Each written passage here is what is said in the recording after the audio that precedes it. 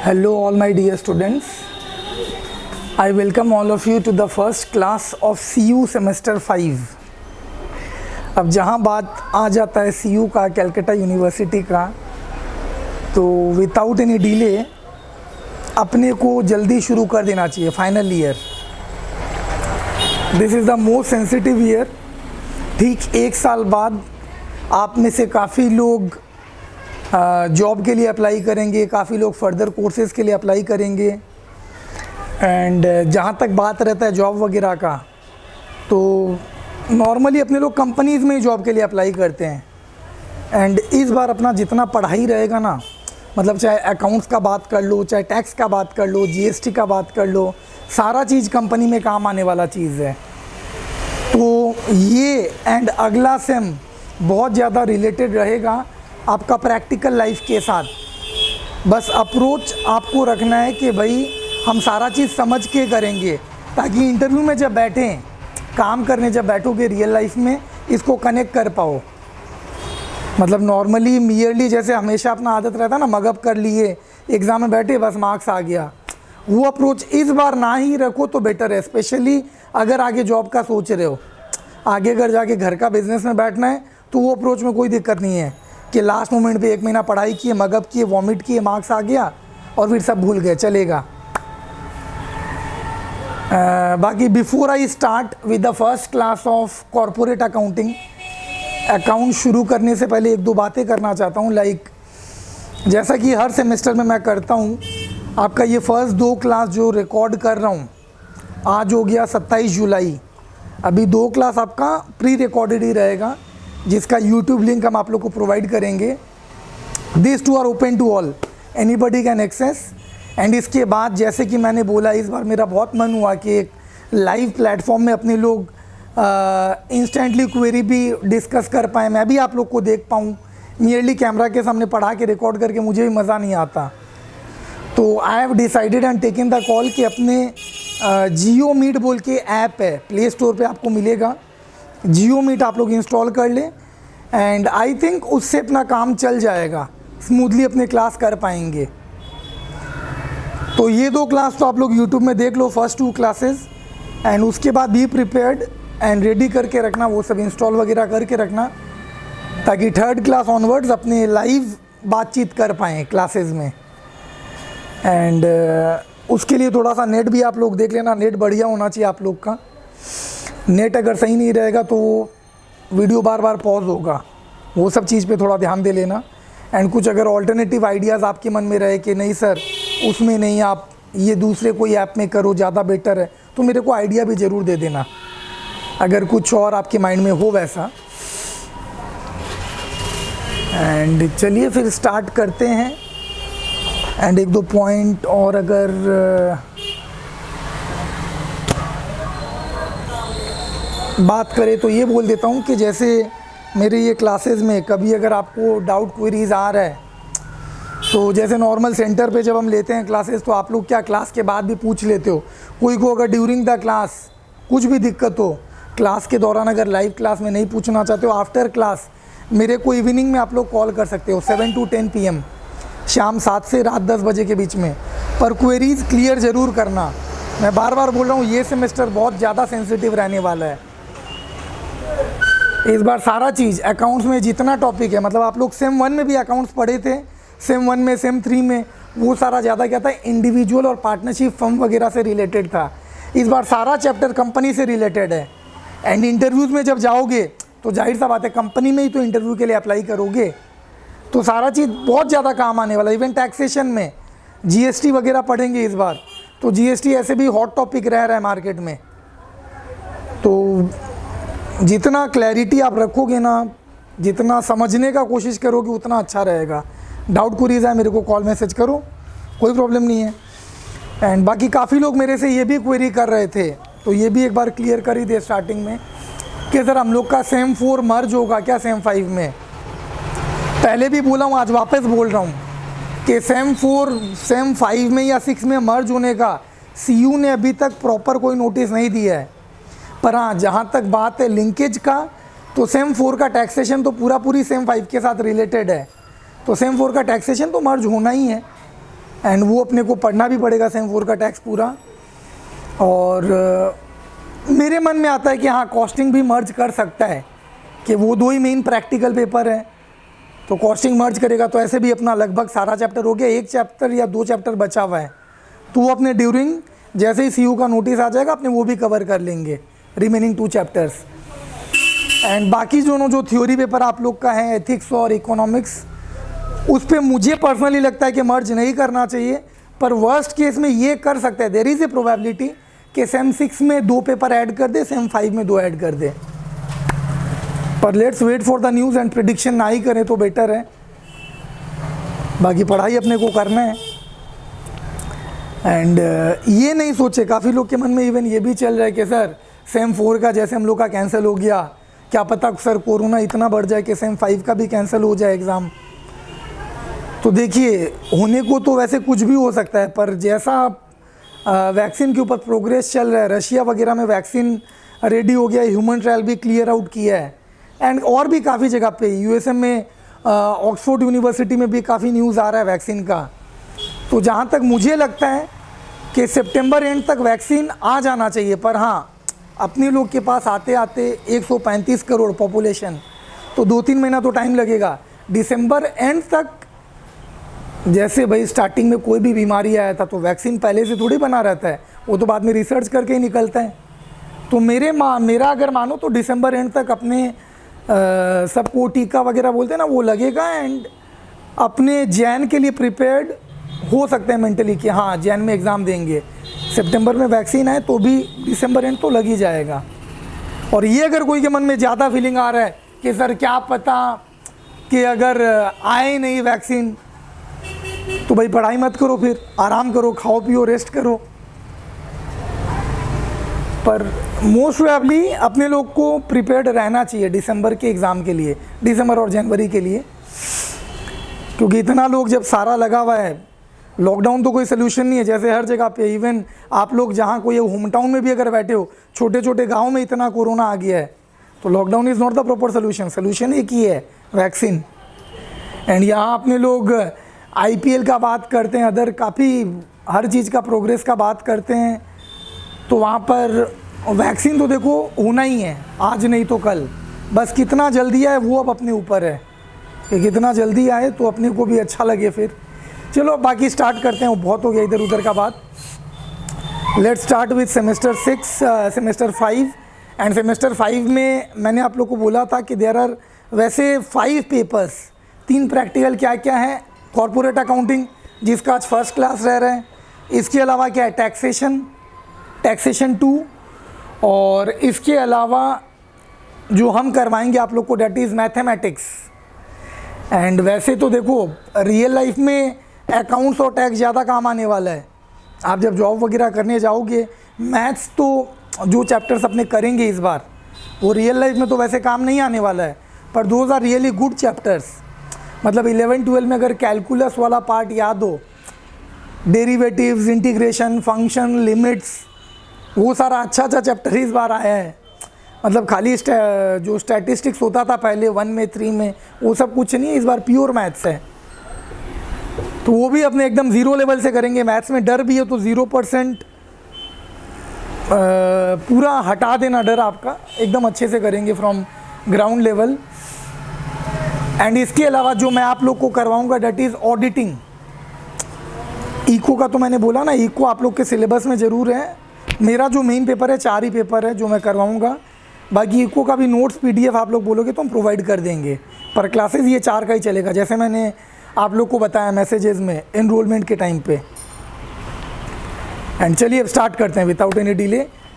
Semester 5 में these are the chapters. आपका corporate accounting में सबसे पहले कंपनी मर्जर एंड रिकंस्ट्रक्शन। देखो मैंने आप लोग को वो फ़ोटो भी भेजा है कंटेंट का। एंड इस बार आप लोग को देखिए हार्ड कॉपी तो बुक्स मिलने वाला नहीं है जैसे हर बैच में प्रोवाइड करते हैं, क्योंकि आपके घर तक या बाई कुरियर बुक्स भेजना नेक्स्ट टू इम्पॉसिबल मेरे लिए। तो आप लोग को हर चैप्टर का पीडीएफ वगैरह मिलता रहेगा। जब जो चैप्टर हम करवाएंगे तो चैप्टर वाइज वो पीडीएफ आपको संभाल के रखना है, एंड उन्हीं से अपने लोग सारा कवर करेंगे चैप्टर्स। देखो मैंने आप लोग को ज़रूर एक फ़ोटो भेजा होगा कंटेंट का। Company merger and reconstruction 15 marks का चैप्टर है ये। वैसे आपका 100 मार्क्स का तो एग्ज़ाम होगा नहीं, 80 मार्क्स का एग्ज़ाम होगा, बाकी 20 मार्क्स का इंटरनल कॉलेज के हाथ में है। सर इंटरनल का तो मत ही बोलिए, सेम 3 में हमको अच्छा मार्क्स नहीं दिया।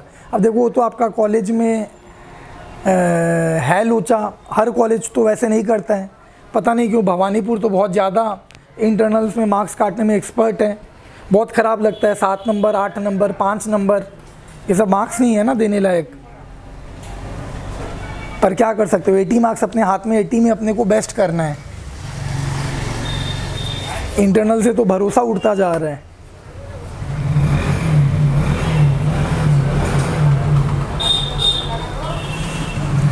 Company merger and reconstruction.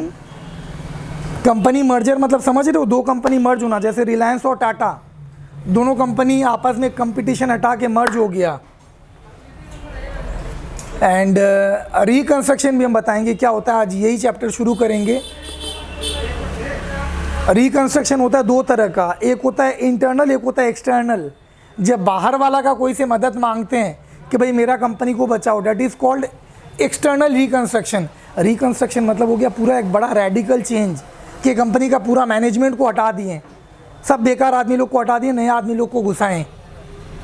और एक होता है इंटरनल रिकंस्ट्रक्शन, जो अपना आज का टॉपिक भी रहने वाला है, कि इंटरनली अपने क्रेडिटर से, शेयर होल्डर से मदद मांग रहे हैं कि प्लीज़ आप लोग सहयोग करो, कंपनी डूब रहा है, आप लोग कुछ सेक्रीफाइस करो।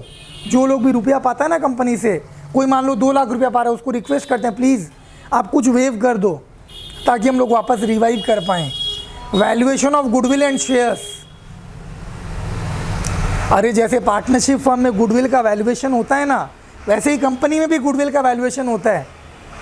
आज मान लो रिलायंस कंपनी बिक रहा है, वैसा होगा नहीं कभी, मान लो रिलायंस कंपनी बिक रहा है तो उन लोग का है मान लो 100 करोड़ का एम्पायर पूरा, वो सामने वाला से मांग रहा है 105 करोड़, 5 करोड़ एक्स्ट्रा मांग रहा है। किस बात का मांग रहा है? गुडविल का, कि भाई इतना मेहनत से हम बिज़नेस सेटअप किए हैं, तो इसीलिए गुडविल का वैल्यूएशन करने का तरीका सीखेंगे। इवन शेयर्स का भी वैल्यूएशन होता है। जो कंपनी का शेयर स्टॉक मार्केट में लिस्टेड नहीं है, कुछ ही दिनों में एक बहुत बढ़िया वीडियो निकालेंगे स्टॉक मार्केट के ऊपर, काफ़ी मदद मिलेगा आप लोग को। जो लोग भी सोच रहे हैं कि सर शेयर्स में इन्वेस्ट करें, प्रॉपर्ली गाइड करेंगे। तो जो स्टॉक मार्केट में लिस्टेड नहीं, उसका शेयर का वैल्यूएशन करने का तरीका क्या है वो भी सीखेंगे। इशू ऑफ शेयर्स कोई नया टॉपिक नहीं है, ये आप लोग का समवेयर 11-12 में काफ़ी लोग का पढ़ा हुआ भी होगा कि application, allotment, first call, final call. तो ये एक पुराना चैप्टर का ही रिवीजन है, इशू ऑफ शेयर्स। एंड इसके अलावा जो आप लोग देख रहे हो अगला टॉपिक, कंपनी फाइनल अकाउंट्स, बहुत ही बढ़िया टॉपिक, 15 मार्क्स का ये भी। कंपनी फाइनल अकाउंट्स अगर हम आपको बताएं, इसमें आप लोग को अगर याद हो 11-12 में और फर्स्ट ईयर में फाइनल अकाउंट्स बोल के एक चैप्टर करते थे जिसमें ट्रायल बैलेंस दिया रहता था, ट्रेडिंग पीएल बैलेंस शीट बनाते थे। तो वो किसका होता था? वो होता था इंडिविजुअल का या फिर पार्टनरशिप फर्म का। अरे भाई आगे चल के अपने को कंपनी का काम संभालना है ना, तो इस बार ये फाइनल अकाउंट्स किसका बनाएंगे? कंपनी का। अलग ही फॉर्मेट है पर डिफ़िकल्ट नहीं है, अच्छे से समझ के करेंगे। अरे अकाउंट्स में कुछ भी डिफ़िकल्ट नहीं है, अगर बेसिक रूल्स अपने साथ लेके चलो ना, देखो भूलना तो नहीं चाहिए, पर 11-12 का चीज़ है, गोल्डन रूल्स ऑफ अकाउंटिंग, वो आपके ब्लड में फ़्लो करना चाहिए। हर चीज़ हम ज़ीरो लेवल से कराएंगे, पर अगर आप बोलोगे कि सर मेरे को तो गोल्डन रूल भी नहीं पता, तो फिर बड़ा दिक्कत का बात है, शर्म का बात है। गोल्डन रूल में क्या होता है? रियल अकाउंट्स में debit what comes in, credit what goes out. एक सेकेंड रिकैप करा रहा हूँ। जैसे मशीनरी परचेज फॉर कैश, तो मशीन आया, रुपया गया, machine account debit to cash. अरे अपने को ख़राब लगता है ये सब चीज़ डिस्कस करने में, आप लोगों को ख़राब लग रहा होगा, पर अगर जर्नल स्ट्रॉन्ग होगा ना तो लेजर भी बनेगा, ट्रायल भी बनेगा, फाइनल मतलब बैलेंस शीट भी बनेगा। एग्ज़ाम में खुशी तब लगता है जब बैलेंस शीट टैली करता है, उसका अलग ही खुशी है बैलेंस शीट टैली करवाने का। बैलेंस शीट टैली नहीं करता है, मुंह लटक जाता है अपना। तो बैलेंस शीट अगर टैली करवाना है तो मेहनत करो किस पे? जर्नल के ऊपर। ये पहला सीढ़ी है। नॉमिनल अकाउंट क्या बोलता है? Debit all expenses and losses credit all income and gain, कि एक्सपेंसेस एंड लॉसेस को डेबिट करना है, इनकम और गेन को क्रेडिट करना है। एंड और एक क्या, रियल हो गया, नॉमिनल हो गया। और पर्सनल का रूल क्या है, debit the receiver credit the giver, debit the receiver credit the giver. जैसे आप मान लो राम को रुपया दिया, आपके फ्रेंड राम को, तो जर्नल एंट्री क्या होगा, Ram account debit to cash, रुपया राम को मिला इसलिए debit Ram, debit the receiver. रुपया गया, क्रेडिट व्हाट गोज आउट, इसीलिए टू कैश। अरे एक जर्नल में ज़रूरी नहीं एक ही रूल काम करे, देखो जर्नल एंट्री पे कमांड होना बहुत ज़रूरी है। दिक्कत लगे तो मेरे को पर्सनली बोलना, हम जर्नल एंट्रीज के ऊपर एक बेसिक क्लास का लिंक आपको प्रोवाइड कर देंगे। बाकी रेगुलर क्लास में तो एक एक छोटा छोटा जर्नल डिस्कस करना पॉसिबल नहीं है, पर जर्नल पे आपको अपना स्ट्रेंथ बनाना बहुत ज़रूरी है। Buyback of equity share, redemption of preference share, चाहो तो ये लिख लो कॉपी में सारा कंटेंट, इवन मैंने आप लोगों को फोटो भेजा उससे कॉपी नोट डाउन कर लो कॉपी के फर्स्ट पेज में। अरे ध्यान देना, एक होता है शेयर इशू करना, इशू ऑफ शेयर मतलब क्या, आपको रुपया चाहिए, आप मार्केट में नया शेयर छोड़ रहे हो, रुपया उठा रहे हो, इसी का उल्टा होता है ये दोनों, इसी का उल्टा। इशू ऑफ शेयर का उल्टा हो गया रिडेम्पशन ऑफ शेयर। रिडेम्पशन मतलब क्या, शेयर वापस लेना एंड रुपया पेमेंट करना। कि मान लो मार्केट में बहुत शेयर होल्डर हो गया, कंपनी के पास रुपया पड़ा है, कंपनी बोल रहा है जिन जिन को अपना शेयर देना हो वापस करना हो। प्रेफरेंस शेयर का तो एक्सपायरी भी होता है कि 10 साल बाद वापस शेयर ले लेंगे, रुपया दे देंगे, जो भी मार्केट प्राइस चल रहा है। वो हो गया क्या, रिडेम्पशन ऑफ प्रेफरेंस शेयर या फिर रिडेम्पशन ऑफ डिवेंचर। जैसे इशू ऑफ शेयर्स होता है ना, वैसे ही इशू ऑफ डिवेंचर्स भी होता है।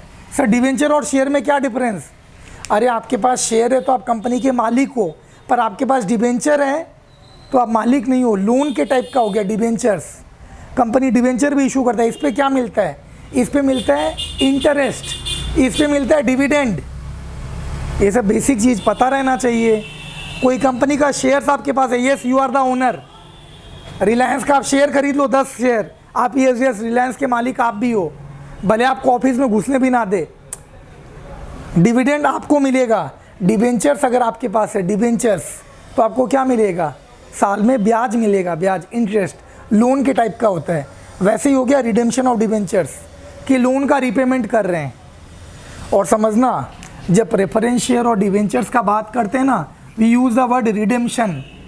वही इक्विटी शेयर्स का जब बात होता है ना, we use the word buy back.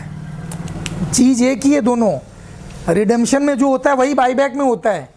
पर प्रेफरेंस शेयर्स वालों को जब रुपया वापस करते हैं, शेयर ले लेते हैं, उसको बोलते हैं redemption of preference share, redemption of debenture. Same process जब इक्विटी वाले के साथ करते हैं, अरे इक्विटी शेयर होल्डर कौन, मेन मालिक यही है। इक्विटी वाले के साथ जब ये प्रोसेस करते हैं, we call it buy back of equity shares. कि भाई इक्विटी शेयर होल्डर जब इशू किया तब इशू ऑफ शेयर्स, वापस शेयर्स ले रहे हैं, रुपया दे रहे हैं, तो buy back of equity shares. ये सबसे भी लगभग 10 मार्क्स का क्वेश्चन आएगा। एंड ये 3 भी चैप्टर्स है आप लोग का, अंडर राइटिंग ऑफ शेयर्स, ये सबसे भी लगभग कोई से 10 कोई से 5 पूछता रहता है। एंड सर टोटल तो 100 से ज़्यादा हो रहा है, तो अरे होगा एग्ज़ाम में 80 का ही, पर ऑप्शन दे देता है काफ़ी बार। अब ऑप्शन किस किस चैप्टर में रहता है वो भी बता देंगे, तो आप अभी से सिलेक्टिव करोगे, इसलिए ऑप्शन अभी हम बताएंगे ही नहीं, पर ऑप्शन मिलेगा एग्ज़ाम में, कोई चैप्टर में, सब चैप्टर में नहीं। अंडर राइटिंग ऑफ शेयर्स का मतलब क्या हो गया, अरे भैया जब कोई नया कंपनी, आज रिलायंस अगर मार्केट में शेयर छोड़े, लेने वाला बहुत कोई है, रेडी है कि रिलायंस का शेयर ले लेंगे, पर कोई नया कंपनी, मान लो पप्पू लिमिटेड मार्केट में शेयर छोड़ रहा है, कोई लेने के लिए रेडी नहीं, तो उसमें अंडर राइटर आता है। अंडर राइटर कौन, जो बोलता है कि हम आपका शेयर्स बिकवा देंगे, बदले में मेरे को कमीशन चाहिए। अरे कोई ऐसा आदमी बीच में आ गया जिसका नेटवर्क बहुत बढ़िया है, हम बोले कि मेरा बच्चा लोग के साथ नेटवर्क बहुत अच्छा है, हम स्टूडेंट लोग में शेयर डिस्ट्रीब्यूट करवा देंगे, बदले में मेरे को कमीशन चाहिए कंपनी से।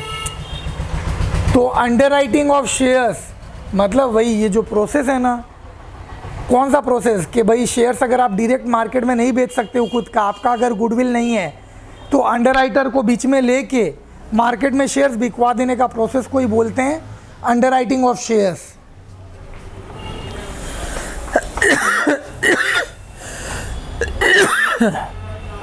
इसके बाद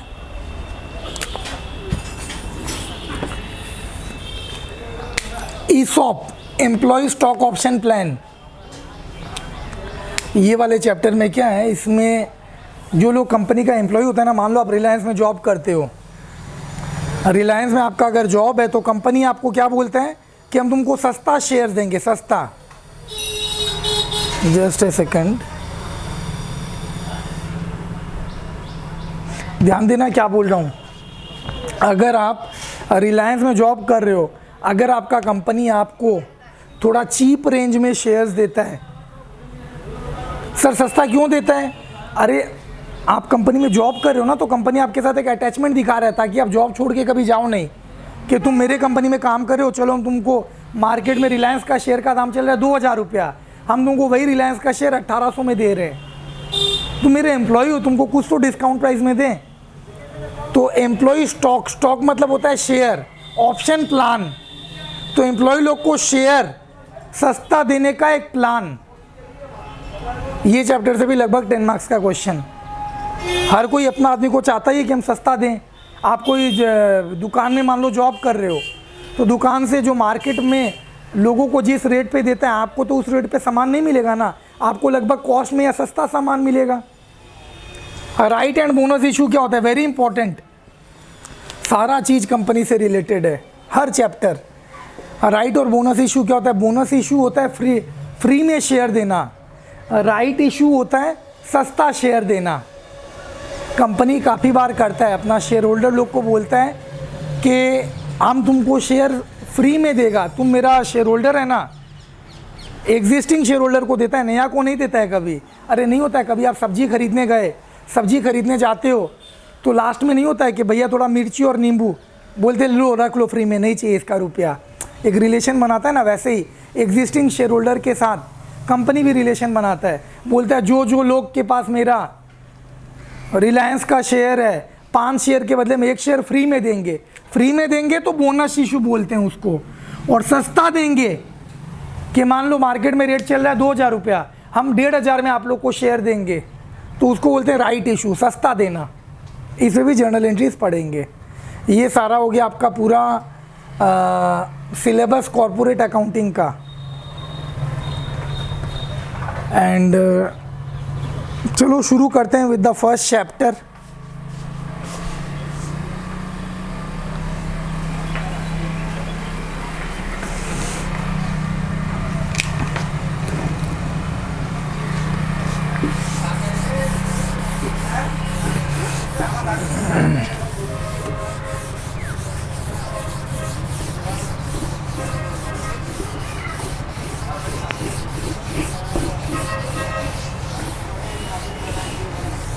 सेम 5 का सिलेबस बहुत बढ़िया है। इवन एक चीज़ ये भी है ना कि सेम 5 में आप लोग को MCQ का मज़ा नहीं मिलेगा। मतलब पास्ट में जो MCQ रहता था ना कि धड़ाधड़ करके निकल गए, और फाइनल ईयर है तो सब्जेक्टिव आपको सब लिखना पड़ेगा, तो लिख तो तब पाओगे ना। MCQ में तो क्या पता हॉल कलेक्शन भी हो जाता है आप लोग का, पर जब जहाँ तक बात आ गया अब लिखने का, तो फिर हॉल कलेक्शन कर नहीं पाओगे। तो मेहनत तो इस बार है, तो इसीलिए हम बार बार बोलते हैं कि तरीक़ा से पढ़ाई करना इस बार बहुत ज़रूरी है।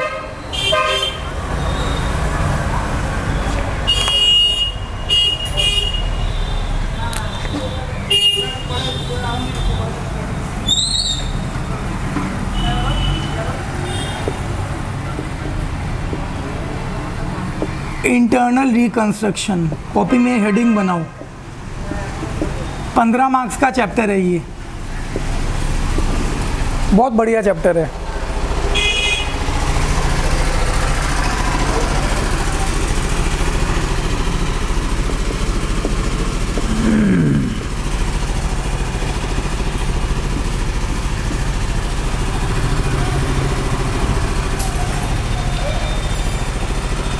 इक्विटी शेयर कैपिटल,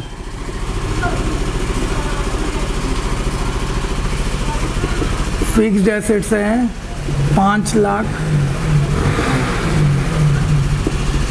गुडविल आप दिखा रहे हो 1 लाख, और प्रॉफिट एंड लॉस का डेबिट बैलेंस है 2 लाख।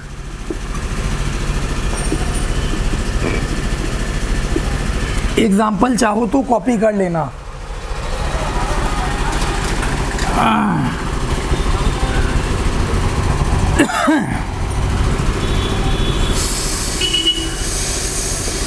क्रेडिटर्स आपका है मान लो 1 लाख रुपीज़।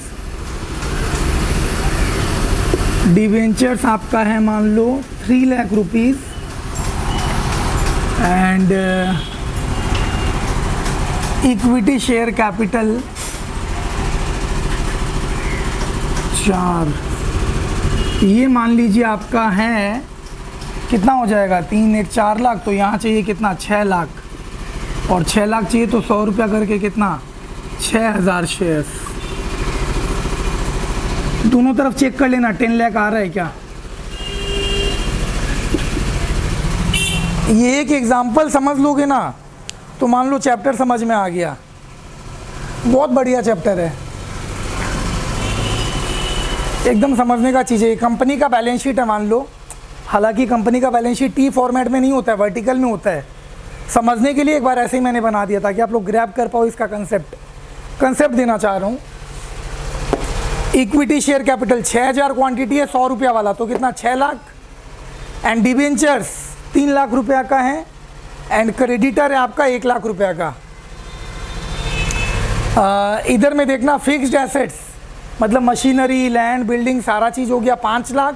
गुडविल 1 लाख रुपया का। PL debit balance, PL debit हो गया 2 लाख। और करेंट एसेट्स है 2 लाख।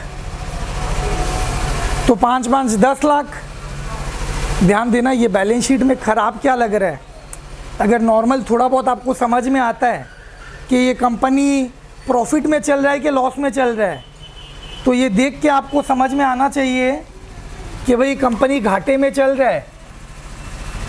पीएल डेबिट बैलेंस, अरे सबका नेचर होता है ना, एसेट का नेचर होता है डेबिट, लायबिलिटी का नेचर होता है क्रेडिट, पीएल का नेचर होता है क्रेडिट। रिजर्व होता है ना, पीएल क्या है, रिजर्व। रिजर्व का इज्जत कब है, अगर ये क्रेडिट तरफ आ रहा है। पीएल डेबिट में है मतलब ये पुराना लॉसेज है। अरे कंपनी का इतना बुरा हालत है, मार्केट में इतना इज्जत ख़राब है कि जो भी लोग इसका देखता है ना, ये वाला, इसको कोई लोन तक नहीं देता है मार्केट में। बैंक के पास जाता है लोन लेने, बोलता है ऐसा कंपनी को कौन देगा लोन, रुपया डूब जाएगा। तो इस चक्कर में कंपनी रिवाइव कर नहीं पा रहा है। कंपनी चाह रहा है बैलेंस शीट सुधारें। सुधारने के लिए क्या, कंपनी चाह रहा है कि ये हम हटाएं। ये कंपनी हटाना चाह रहा है और ये लोग हटा देंगे, लोग रहने नहीं देंगे। किस बात का गुडविल है तुम्हारा, तुम्हारा तो बैडविल है और तुम बोले तुम्हारा गुडविल है। तो ध्यान देना, ये 2 और 1 3 लाख अगर हटाएं बैलेंस शीट से तो कंपनी का थोड़ा इज्जत बनेगा मार्केट में, क्योंकि ये गंदगी के वजह से कोई इसको इज्जत नहीं दे रहा है। ये कंपनी हटाएगा और ये लोग हटा देंगे, तो कुल मिला के 3 लाख हटाना है। तो 3 लाख हटाने के लिए तो बैलेंस शीट तो तब टैली करेगा ना, अगर यहाँ से भी 3 लाख हटे, यहाँ से भी 3 लाख हटाएंगे, नहीं तो गिर जाएगा। इधर से 3 हटा दिए, अरे इधर तो बाहर ज़्यादा है, तो हमको क्या करना है, इधर से भी 3 लाख वाइप आउट करना है। अब इधर से भी 3 लाख हटाना है। तो मैंने जाके डिवेंचर वाला को बोला कि भैया डिवेंचर वाला मुझे 3 लाख का फिगर दिखा। हम बोले आप लोग एक काम करो ना, मान जाओ ना, कुछ मत लो। बोलेगा पागल हो क्या, नहीं दोगे हम कोर्ट में केस कर देंगे। फिर हम बोले अच्छा ठीक है, कुछ तो आप कंसिडर करो, कुछ तो वेव करो। हम बोले 50% तो आप कुर्बानी दे दो। इन लोगों को बहुत रिक्वेस्ट किए कि आप कुछ कंसिडर कीजिए, कंपनी का हालत ख़राब है। तो ये लोग बोला कि अच्छा ठीक है, हम 50% त्याग देते हैं। मेरे को नहीं चाहिए, मेरे को 1.5 लाख नहीं चाहिए, पर 1.5 लाख हम पाएंगे तुमसे। फिर हम क्रेडिटर के पास गए। क्रेडिटर कौन, जो सामान देता है, इसको भी रिक्वेस्ट किया कि कंपनी का हालत ख़राब है, अभी आपका सपोर्ट चाहिए, आप प्लीज़ 1 लाख के बदले 50,000 अपना लायबिलिटी रखो। बोला नहीं हम तो नहीं मानेंगे। तो हम उसको सीधा सीधी बोले तुम अच्छे से या तो मान जाओ, नहीं तो कंपनी का हालत ऐसा है कि कंपनी कभी भी डूब जाएगा। तुम्हारा ये क्या, तुम्हारा पूरा रुपया ही डूब जाएगा, हम तो आधा देने का बात कर रहे हैं। बोला ठीक है ठीक है ठीक है, 50% ही रखो पर 50,000 देना ज़रूर। तो ऐसे करके ये भी 50% वेव में मान गया। मतलब ये लोग कुर्बानी दिया है कि 50% ये मतलब 1.5 लाख और ये दिया 50,000, 2 लाख का कुर्बानी दिया ये लोग। एंड बाकी का कुर्बानी अभी इसको देना पड़ेगा। मेन कल्पित तो इसी में बैठा हुआ है, डायरेक्टर लोग। कंपनी को डुबाया कौन है? डायरेक्टर लोग ही डुबाता है, ठीक से बिजनेस किया नहीं होगा। तो बैलेंस कौन को, यहाँ पे हो गया 1.5, यहाँ पे हो गया 50, 2 लाख हो गया। तो बाकी 1 लाख का कुर्बानी ये लोग देगा। 1 लाख का कुर्बानी मतलब कितना?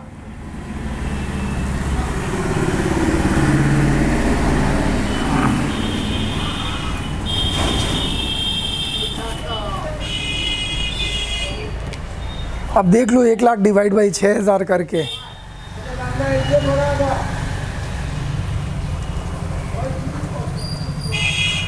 एक लाख डिवाइड बाई 6,000 लगभग अप्रोक्स 16.67 का कुर्बानी दे रहे हैं। सर समझ में नहीं आ रहा आप क्या बोल रहे हो? अरे ये तो मैंने ऐसे ही बनाया है कि कितना से घटेगा। चलो ये एक बार मत देखो, ये देखोगे आप कंफ्यूज हो जाओगे। सीधा सीधी अगर हम बात करें, अब ये बैलेंस शीट अगर मेरे को सुधारना है, मैं जर्नल एंट्री क्या पास करूंगा समझना। कोई भी चीज़ अकाउंट्स में अगर ठीक करना है उल्टा करो। जैसे ये हटाना है, इसका नेचर क्या है? डेबिट। ख़त्म करने के लिए क्या करो? इसको करो क्रेडिट। इसको क्रेडिट करो मतलब टू गुडविल, और एक क्या टू टीएल। और कुर्बानी, ये लोग का नेचर क्या है? ये लोग का नेचर है क्रेडिट। इनको ख़त्म करने के लिए क्या करो? Debit. Equity share capital account debit कितना? 1 लाख। एंड और कौन दे रहा है कुर्बानी? डिवेंचर्स कुर्बानी दे रहा है। कितने का कुर्बानी दे रहा है डिवेंचर्स? डिवेंचर्स दे रहा है 1.5 लाख का कुर्बानी। And creditors, creditors account debit, creditor कितना का कुर्बानी दे रहा है? आधा। प्लीज़ ध्यान देना, अगर समझ में आ रहा है तो बहुत बढ़िया है, नहीं आ रहा है तो वीडियो रिवाइंड करके देखो कि ये जर्नल एंट्री पास होते ही ना मेरा बैलेंस शीट ठीक दिखने लगेगा। ये जर्नल एंट्री में क्या हो रहा है? ये तीनों डेबिट, क्रेडिट नेचर है, कम कर रहे हैं मतलब डेबिट। ये 50,000 से कम होगा, ये 1.5 लाख से कम होगा, और ये कुर्बानी कितना दे रहा है? 1 लाख का कुर्बानी दे रहा है। ये तीनों डेबिट एंड बदले में क्रेडिट क्या करेंगे? जिसको ख़त्म करना है, ये दोनों को तो मुझे ख़त्म करना है, इनका नेचर है डेबिट, तो ख़त्म करने के लिए क्या कर दो? क्रेडिट कर दो, ख़त्म हो गया। अब ध्यान देना, यही जो एंट्री मैंने पास किया ना,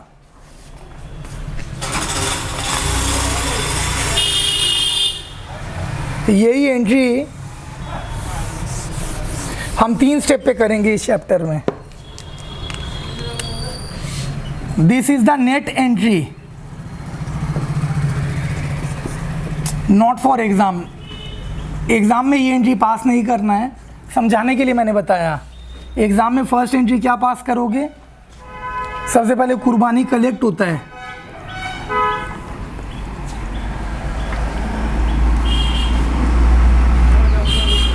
सबसे पहले जैसे मान लो मेरा ये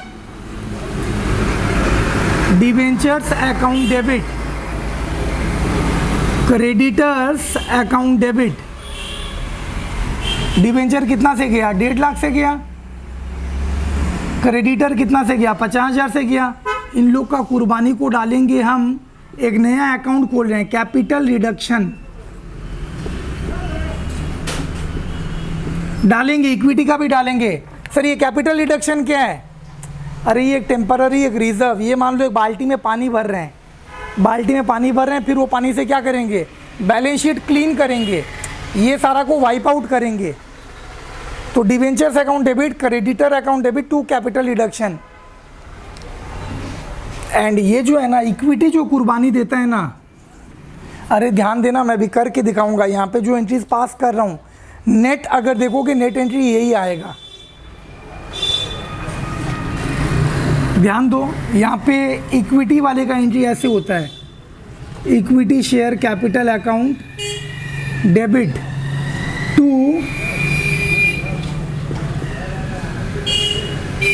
equity share capital account to capital reduction. Sir ये आप क्या बोल रहे हो? समझो इक्विटी शेयर कैपिटल टोटल कितना था? इक्विटी शेयर कैपिटल टोटल अपना 6 लाख था ना।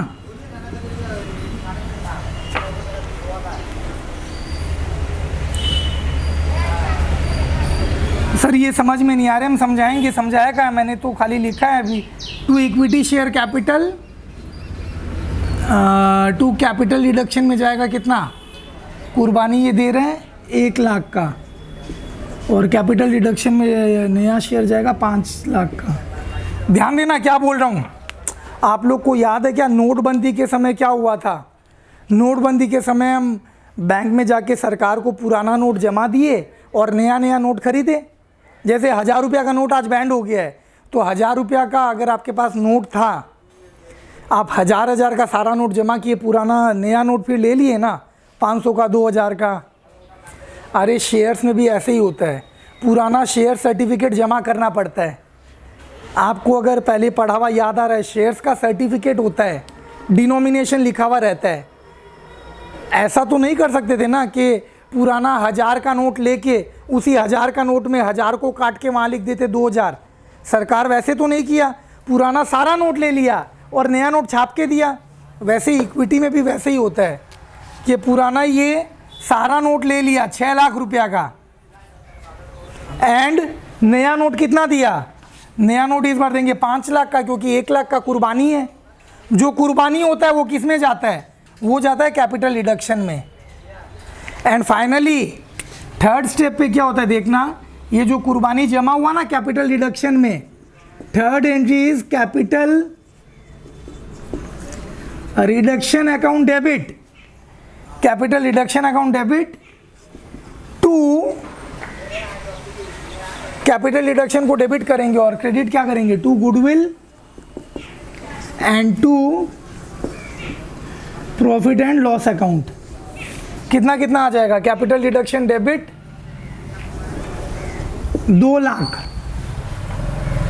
नहीं सॉरी 2 और 1 3 लाख, और गुडविल में आ जाएगा 1 लाख, पीएल में आ जाएगा 2 लाख। अरे सर ये कैपिटल रिडक्शन क्या है?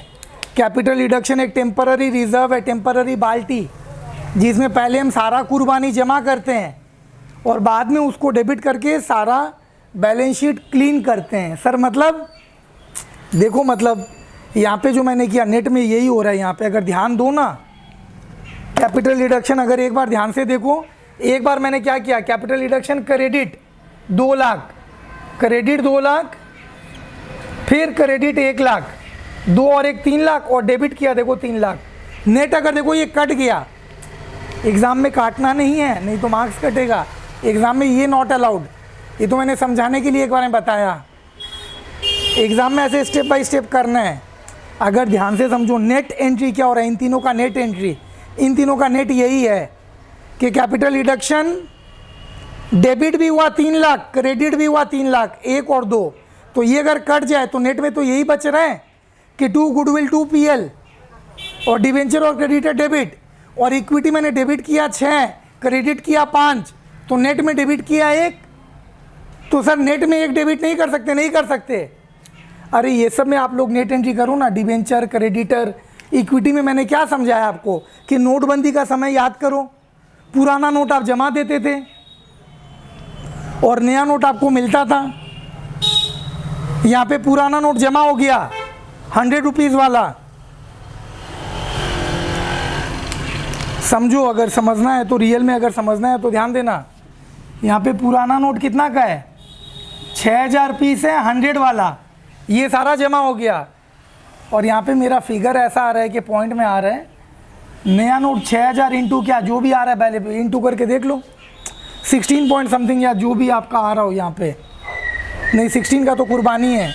5 लाख डिवाइड बाई 6000, जो भी वैल्यू आ रहा है कि पुराना हम 100 रुपये का नोट वापस दिए। चलो बता ही देते हैं क्या आ रहा है कैलसी में करके।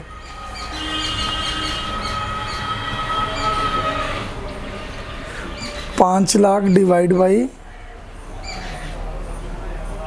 83.33 नया नोट दिया जा रहा है 83.33 का। कंपनी को हम 6000 आदमी, हम लोग 6000 आदमी 100 का नोट वापस कर दिया और बदले में कंपनी नया नोट छाप के दिया। नया नोट कितना का? 83.33 का नया नोट प्रिंट करके दिया। तब कुर्बानी कितना हो गया इन 6000 आदमी का? 6000 आदमी का कुर्बानी हो गया 16.67। This is their sacrifice. अगर ये पार्ट समझ में आया तो ये चैप्टर समझ में आएगा और आगे का क्लासेस भी समझ में आएगा मेरा, अगर ये इतना समझ पाए हो। इंटरनल रिकंस्ट्रक्शन, मैं वापस बोल रहा हूँ, एक होता है एक्सटर्नल रिकंस्ट्रक्शन, उसमें बाहर वाला आदमी से मदद मांगते हैं कि बचाओ मेरा कंपनी डूब रहा है। कि एक छोटा कंपनी पप्पू लिमिटेड दौड़ा दौड़ा गया मुकेश अंबानी के पास कि भाई मेरा कंपनी को बचाओ, रिलायंस तुम इतना बड़ा कंपनी है। वो हो गया एक्सटर्नल। और इंटरनल मतलब क्या? हम बाहर वाले से मदद नहीं मांग रहे हैं, हम हमारा खुद का घर का क्रेडिटर, हमारा घर का डिवेंचर होल्डर, हमारा घर का शेयर होल्डर, घर का आदमी से मदद मांग रहे हैं कि आप लोग कुछ कुर्बानी दो, आप लोग कुछ कुर्बानी दो जिससे कि हम बैलेंस शीट क्लीन कर सकें। आई थिंक आप लोग को समझ में आ रहा होगा मैं क्या बोल रहा हूँ। बाकी आज का क्लास हम और लंबा नहीं खींच रहे हैं। आई होप कि ये जो मैंने चैप्टर शुरू किया इसका इंट्रोडक्शन पार्ट आप लोग को समझ में आया हो। बाकी नेक्स्ट डे यहीं से कंटिन्यू रखेंगे। एंड और एक इम्पॉर्टेंट अनाउंसमेंट, काफ़ी बच्चा लोग मेरे को रिक्वेस्ट कर रहे थे कि सर हम लोग तो वो जो ऑफ़र मैंने दिया था 5400 वाला कि हम लोग इस डेट तक तो करवा नहीं पाए 25 जुलाई तक, तो प्लीज़ आप इसको 31 तक कर दीजिए, थोड़ा पेमेंट रिलेटेड। तो ठीक है, I am extending it last till 31 July is the last date. कोई को भी अगर इस ऑफ़र प्राइस में करवाना हो, क्योंकि नॉर्मली आप लोग भी जानते हो कि अगर ये कोरोना नहीं रहता प्राइस हम अलग ही रखते जो मेरा रहता है 7500 रुपये एवरी बैच में आई यूज़ टू कोट। पर ठीक है, आप लोग में काफ़ी लोग का वो सेम 4 का भी था पेमेंट किया हुआ, तो जिन लोग को भी अगर लग रहा है कि नहीं सर हमको करवाना है इस ऑफ़र प्राइस में, तो लास्ट डेट इज़ 31 जुलाई। अगर उस डेट तक करवा लेते हो तो आपका उस ऑफ़र में हो जाएगा, अदरवाइज़ फिर वही पड़ेगा 6900 राइट फ्रॉम 1 अगस्त। बाकी कुछ क्वेरीज हो तो कॉल मैसेज करिएगा। आज के लिए इतना ही, थैंक यू।